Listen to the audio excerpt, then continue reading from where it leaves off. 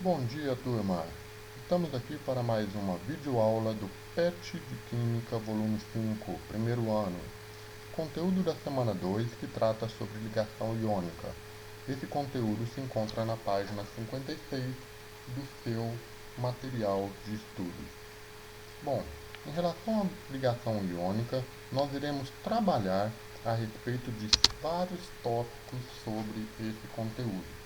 Na semana 1, trabalhamos com o conteúdo sobre ligações metálicas, o primeiro tipo de ligação química que foi abordado, e nessa semana nós trabalharemos com ligação iônica. Faremos considerações iniciais sobre o que é uma ligação iônica e onde elas se encontram, uma teoria muito importante para entender a ligação iônica e a formação dos íons, que são os elementos, os átomos dos elementos químicos, que têm a possibilidade de perder elétrons e ganhar elétrons, o que é muito importante para a formação da ligação iônica. Depois eu apresento para vocês uma definição de acordo com a apostila sobre o que é uma ligação iônica, como nós podemos montar a fórmula que representa tal composto e resolução comentada de um ou outro exercício, ok?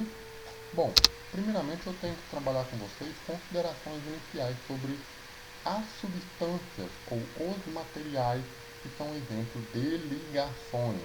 Então, de uma certa forma, essas considerações iniciais se tratam sobre ligações químicas, entre elas a ligação iônica. Nós temos na primeira imagem, no canto superior esquerdo, a imagem de grãos de açúcar. Já do lado direito, uma taça representando a taça da Copa do Mundo de futebol. Abaixo nós temos uma substância líquida e do lado direito, mais abaixo, nós temos aí provavelmente um material sólido e tem a aparência de um sal. O primeiro material se trata do açúcar, que é formada de átomos de carbono, de átomos de hidrogênio e de átomos de oxigênio, conforme a sua fórmula de representação. Como um número muito alto de átomos de carbono, hidrogênio e oxigênio podem se ligar para formar a sacarose, que é a principal substância química que representa o nosso açúcar. Os átomos desses elementos eles se unem por um tipo diferente de ligação, chamada ligação covalente, que é assunto provavelmente da semana 3 e da semana 4. Ok? Já na segunda imagem, nós temos um material metálico. O troféu do campeão da Copa do Mundo da FIFA é feita basicamente de átomos de um metal denominado como ouro, pela sigla AU. Como esses átomos de um mesmo elemento podem se ligar? Por meio das ligações metálicas. Isso traduzido na semana 1 do PET 5. Já essa terceira imagem trata de uma substância líquida denominada de peróxido de hidrogênio ou água oxigenada. Como que átomos de hidrogênio e átomos de oxigênio podem se ligar para formar o tal peróxido de hidrogênio? Como átomos de hidrogênio e oxigênio podem se ligar para formar a água H2O? Por meio de ligações covalentes também. Na última imagem, nós temos o sal de cozinha, confirmando que é formado por átomos de sódio e de cloro. Como é que os átomos de sódio e cloro podem se ligar? Eles são formados a partir da ligação iônica, que é o nosso assunto da aula de hoje. Então eu trago para vocês uma resenha, um resumo de vários tipos de materiais com ligações químicas diferentes. E é muito importante entendê-las para saber como que se dá a sua formação. Pois bem, além dessas considerações iniciais, eu trago também outros materiais que estão envolvidos, como é o caso do dióxido de carbono, utilizado para apagar fogo, componente principal do extintor, como é o caso das suas ligações, que são usadas para formar esse composto, as ligações covalentes, união dos átomos de carbono e dos átomos de oxigênio. Nós temos, por exemplo, esse local chamado de Planalto da Borborema, que é uma região montanhosa no interior do Nordeste. Ele é muito conhecido como Serra das Russas. E por que, no caso, nós trazemos esse assunto? Porque as rochas que estão na composição dessa serra do Planalto do Borborema são formadas a partir de átomos, e esses átomos se ligam E lembrando que esses átomos que estão envolvidos na formação rochosa, eles se ligam por diferentes tipos de ligação. No nosso caso, dessa imagem, ligação iônica, tá? Que é um tipo de ligação diferente da covalente.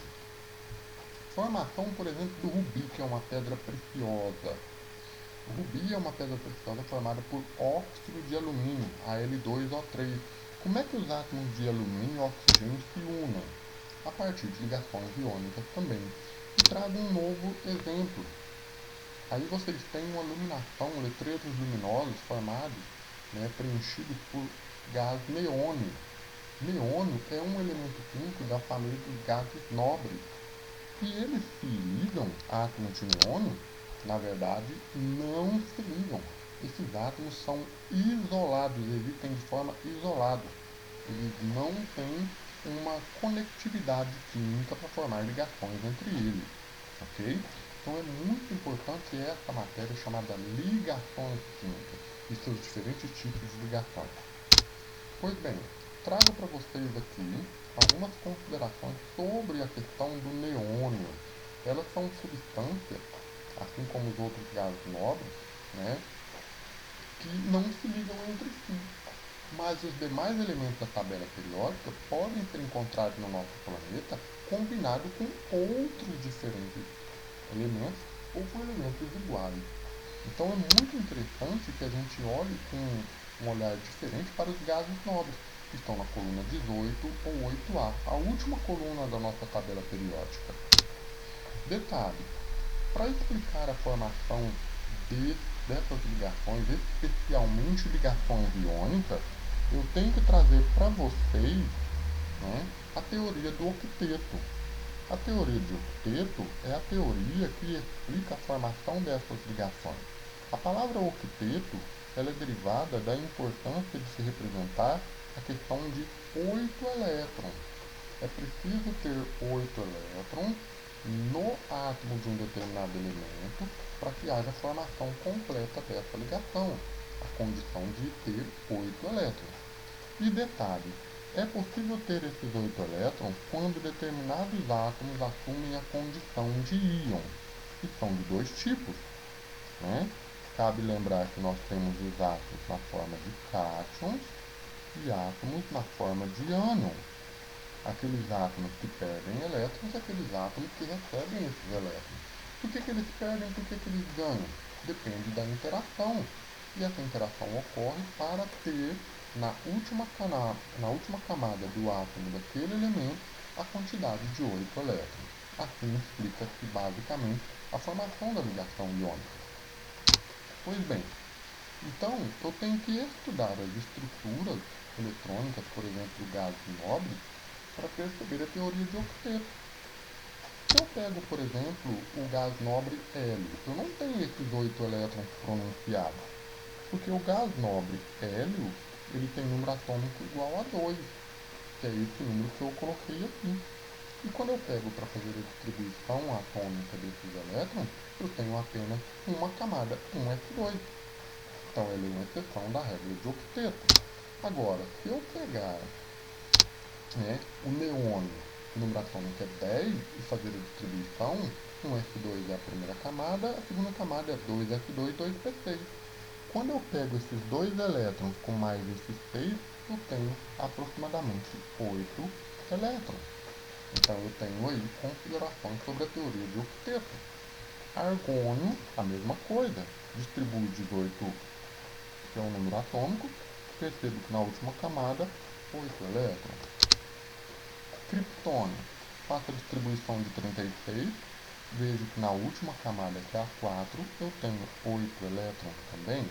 Professor, mas a última camada não seria apenas a 4.4P6? Olha, camada 4. Então, antes do 4P6 vem o 4S2. Eu junto eles, eu tenho a camada 4 e o total de elétrons na camada 4. Ok?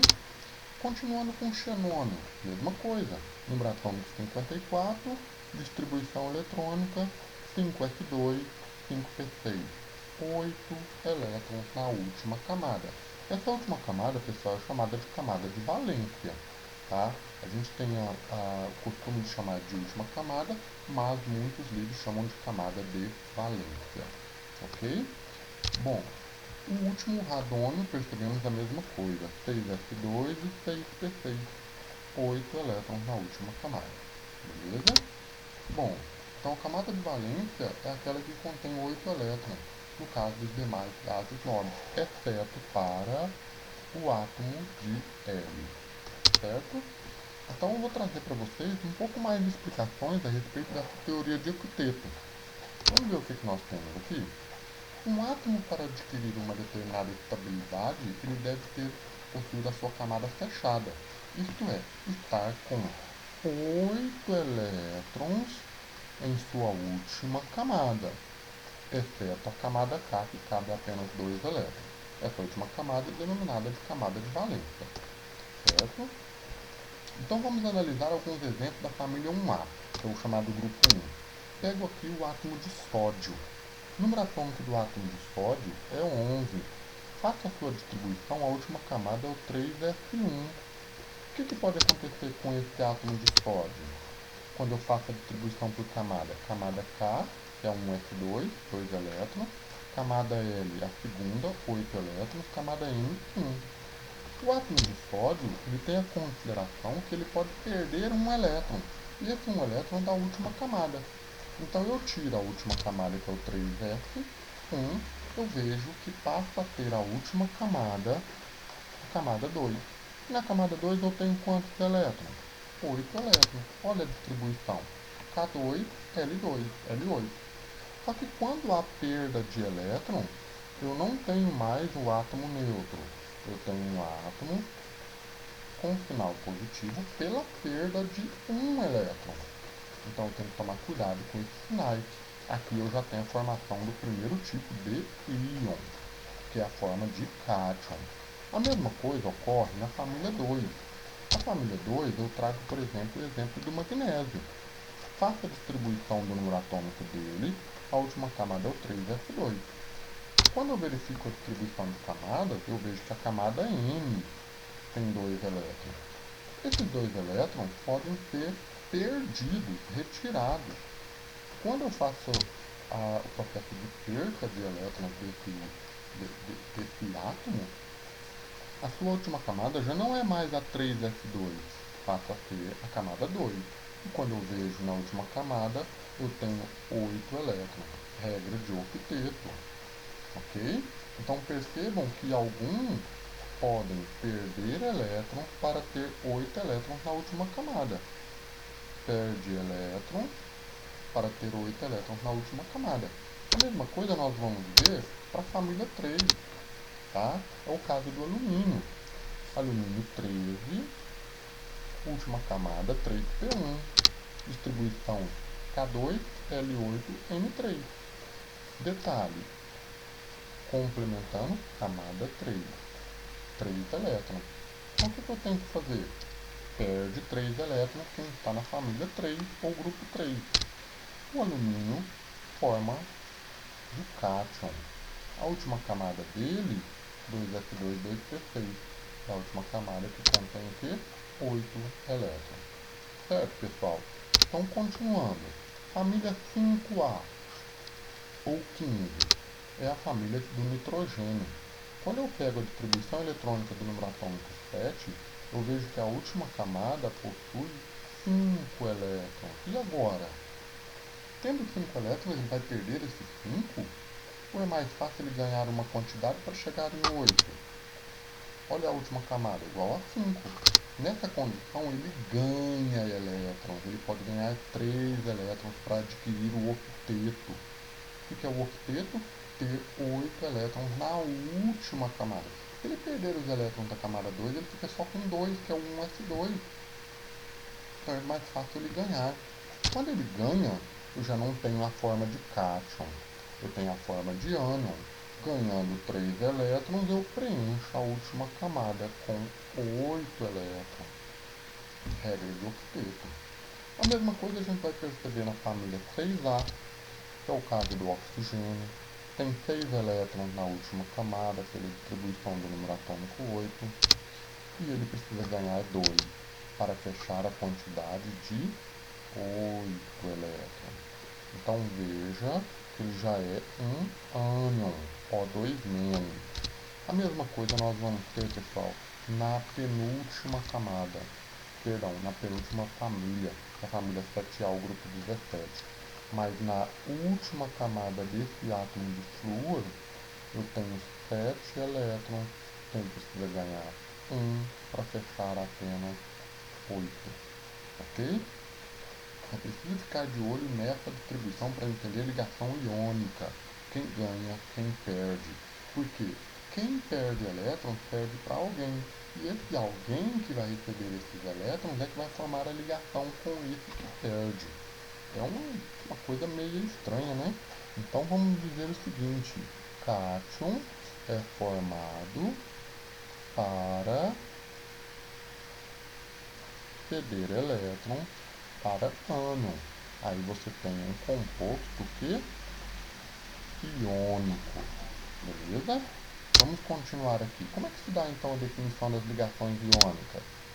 É aquela ligação que envolve, por exemplo, elementos representativos que estão na coluna 1A, 2A e 3A, que são metais, e elementos ametais, 5A, 6A e 7A, que é aqueles chamados não metais, ok? E o grupo 4? O grupo 4 é formado por átomos de elementos que não perdem e que nem ganham. Tá? Eles, na verdade, vão ser protagonistas de um outro tipo de ligação denominada ligação covalente. Então, esses metais que perdem elétrons para os ametais, que vão ganhar. Essa é a condição básica. Tá? Então, um átomo que ganha e outro que perde, para obter o octeto. Quem perde, perde elétrons e a penúltima camada se torna a última.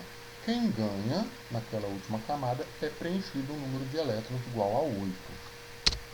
Então vamos lá. A 4A, conforme eu disse, apenas compartilha elétrons, formando ligação covalente. Certo? É como eu disse agora mesmo. Muito bem. Então vou trazer para vocês aqui exemplo de formação de ligação iônica, que é o caso da formação do cloreto de sódio, o nosso sal de cozinha, o NaCl. Tá? Eu preciso do Na, que é o sódio, e átomo de cloro. Quando eu faço a distribuição do sódio, 11, eu percebo que na sua última camada eu tenho um elétron, que é esse elétron aqui, pessoal. Tá? A última camada. O que pode acontecer com esse elétron da última camada? Ele pode ser perdido. Ele é perdido para alguém. Esse alguém é o cloro. Então ele é transferido para essa posição aqui. E quando há perda do último elétron da última camada, a última camada do sódio passa a ser a número 2, que tem 8 elétrons. Então o sódio passa a ser um cátion, devido à perda de elétron para o cloro, correto? O cloro recebe elétron, recebe 1. Por quê? Na distribuição eletrônica dele, a última camada tem 7 elétrons, certo? Então, se ele recebe 1 do sódio, quantos elétrons eu tenho no final? 8. Então, já não tenho um átomo de cloro neutro. Eu tenho um átomo de cloro na forma de ânion. E esses modelinhos de átomos aqui são de suma importância, porque esse elétron do sódio passa a pertencer agora ao cloro. Então o átomo de sódio não tem elétron na última camada, que era a terceira, a última camada dele passa a ser a segunda. Já o cloro tem 7 elétrons mais um do sódio, 8 elétrons, completando o seu octeto. Assim eu tenho formação da ligação iônica, ok? É uma ligação iônica entre sódio e cloro. Vou trazer um outro exemplo que é do sal de cozinha ainda.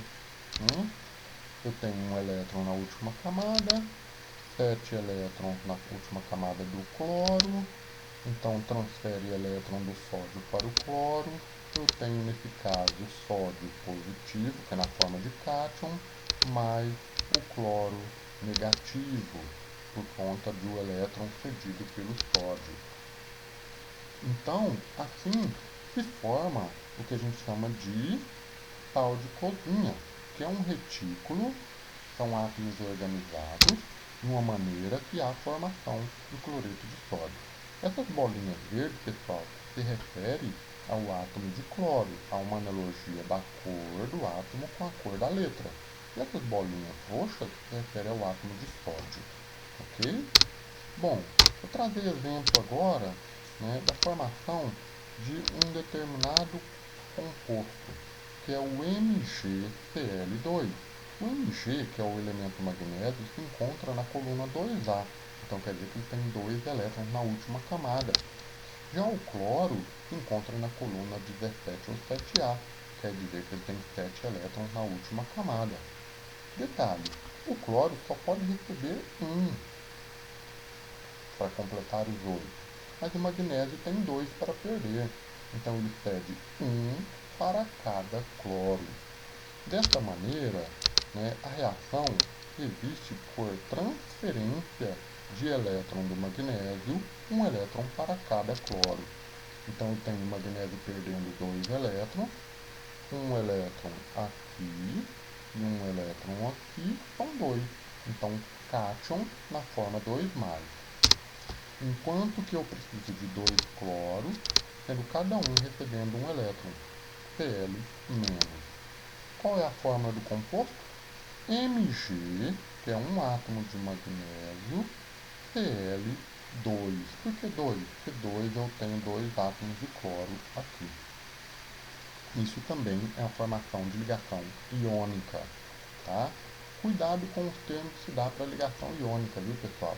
Ligação eletrovalente, porque você forma cátions e ânions, ou heteropolar, porque ele envolve 2 elementos químicos diferentes, átomos de elementos químicos diferentes.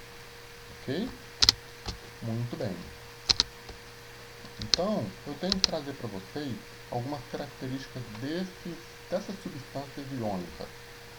Não conduzem corrente elétrica no estado sólido. O sal sólido não conduz, mas o sal que é jogado na água, aí sim ele conduz. Por quê? Porque há separação do cátion e do ânion dessa ligação, logo permite que ele conduza com facilidade corrente elétrica, ok? Nesse caso, conduzem corrente elétrica quando fundidos, que é a passagem do estado sólido para o líquido, ou dissolvido em água. Esse processo é denominado de fusão ou solvatação. Solvatação é o caso de você jogar o sal em água, certo?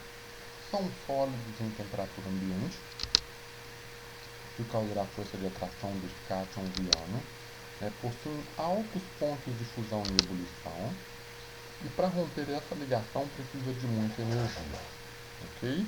Isso faz com que os pontos de fusão e ebulição sejam altos. Bom, como que se dá a formação, então, da fórmula geral em composto iônico?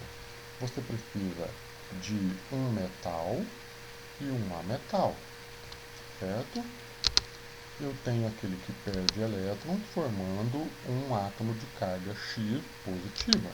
E aquele que é o ânion, que vai ganhar os elétrons, então forma um átomo de carga Y negativa. Cátion e ânion, ok? Quando eu junto esses dois átomos de elementos diferentes, eu preciso indicar a carga do cátion como quantidade que eu preciso de ânion. Então, a carga do cátion é a quantidade de ânion que eu preciso. A mesma coisa eu tenho que fazer com a carga do ânion e a quantidade de cátion que eu tenho. Então, a fórmula iônica representa a menor proporção desse retículo, ok? Essas substâncias iônicas não são chamadas de moléculas, pessoal. Moléculas se refere a um termo designado para quem forma ligações covalentes. São chamados de agregados iônicos. Bom, vamos dar exemplo aqui. Cálcio 2+, mais F1-, que é o fluoreto. é o ânion, né? Eu transfiro carga de um para o outro, fazendo a inversão. Sabendo que a carga do flúor é 1, então eu preciso de um átomo de cálcio. A carga do cálcio é 2, então eu preciso de 2 átomos de flúor. Por quê? Cálcio perde 2 elétrons, mas o flúor recebe apenas 1 elétron, então eu tenho que dobrar a quantidade de flúor. Dessa forma eu tenho a fórmula CaF2, é chamada de fluoreto de cálcio. Tá? Isso é muito importante porque nós precisamos normalmente de uma tabela de cátion e ânion para consultar e dar nome. Cálcio e flúor, por exemplo, o cálcio está na família 2A, perde 2 elétrons. O flúor está na coluna 7A, ganha 1 elétron para formar o seu octeto. Ok? Vou dar exemplo rápido aqui de outro, que existe, por exemplo, na água sanitária. É o, como que eu posso dizer? Hipoclorito de sódio. O hipoclorito de sódio é formado pelo cátion sódio, que é essa condição aqui, e o hipoclorito, que é um ânion. Então, sódio positivo mais hipoclorito negativo. A inversão das cargas é a quantidade de cada um. Carga positiva, carga negativa, inversão igual a 1. Qual o nome do composto? Hipoclorito de sódio. Ele é o principal componente da água sanitária, ou que boa, como alguns falam. Outro exemplo é a formação de um composto iônico formado por cátion de ferro 3+, e ânion SO4 2-. Eu coloco aqui ferro 3, SO4 2-, que é o sulfato, faço a inversão. Nessa inversão eu vou precisar usar o parâmetro parêntese, né? Por quê? Porque eu preciso de 3 vezes mais a quantidade de SO4. Então vou jogar entre parênteses. E o número 2 eu preciso dobrar a quantidade de ferro. Então o 2 vem para cá, o 3 vai para o outro lado. Então faço uso de parênteses porque já tem um número aqui, não posso colocar 4 seguidos de 3. Ok?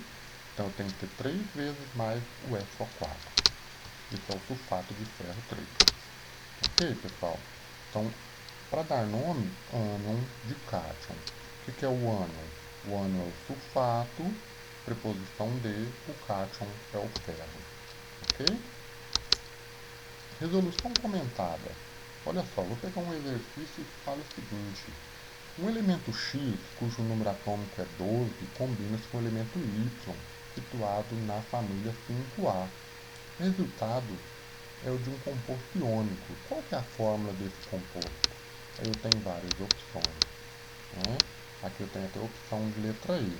X combinado com Y, X combinado com Y2, X2 combinado com Y, X2 combinado com Y3 ou X3 combinado com Y2. Vamos fazer o seguinte, X possui uma distribuição que é possível. Número atômico igual a 12, então eu tenho um F2, 2F2, 2P6, 3F2. A última camada é 2. Então o que eu posso ter aqui? A camada 3 com 2 elétrons. Ele pode perder 2 elétrons. Então esse X pode ter 2 mais. Ok? Portanto, perde 2 elétrons para adquirir seu octeto, X2 mais. Agora, o Y, o elemento que contém na 5A. A 5A, todos os elementos que estão ali devem ganhar 3 elétrons. Tá certo? Por quê? Porque eles têm aproximadamente 5 elétrons na última camada. Então tem que ganhar 3. Dessa forma o Y é 3 menos. Eu faço a inversão, x3y2. Qual que é a resposta? x3y2. Certo, pessoal? Esse é o conteúdo de ligações iônicas. Espero que vocês tenham gostado da aula e vejo vocês na semana que vem.